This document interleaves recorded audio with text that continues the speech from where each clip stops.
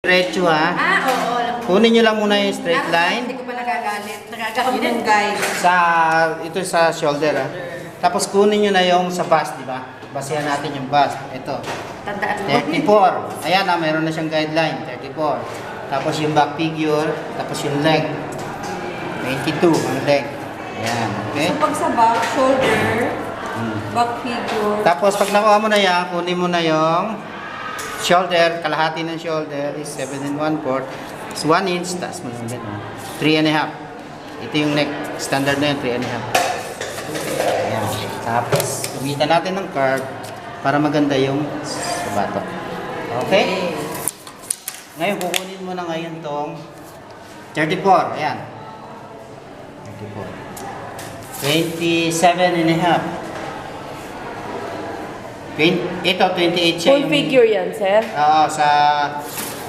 Ito pala, hindi ko makikita na doon. Front figure? Back figure. Ay, Kasi oo, back yung pala ginagawa back. natin eh. So, 27 1/2. Ito yung 7 niya is 28. Kasi 30, di ba? 29, 28. Minus siya eh. 27 1/2 in between. Plus 1 inch. Tapos, sa hips, kukuha ka ng 4. First hips and second hip. 34. Tayo, 34. And 35. Makikita mo na yung 34.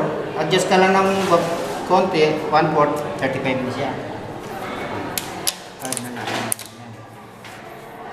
Pupunin niyo yung curve na yun din.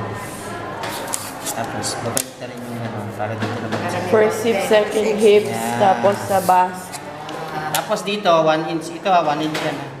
Para sa Show arm roll. Ngayon, kukunin natin tong center. From here to center. Kaya 8, 4. So dito, 4 din siya. Kunin na natin yung... Gitna. Ito, ipantay mo lang dito. 1 inch din siya dito. Ha? Tapos dito, 5 inches. And then this 1/2. Kita nyo yan, half yun. Gaganon-ganon yan.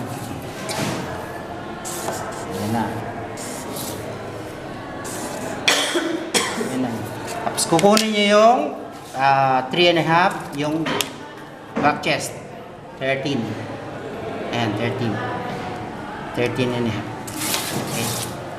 Diretso nyo lang yung ganyan. Yes, yan. Yan. Oh, tapos na ang ano mo na.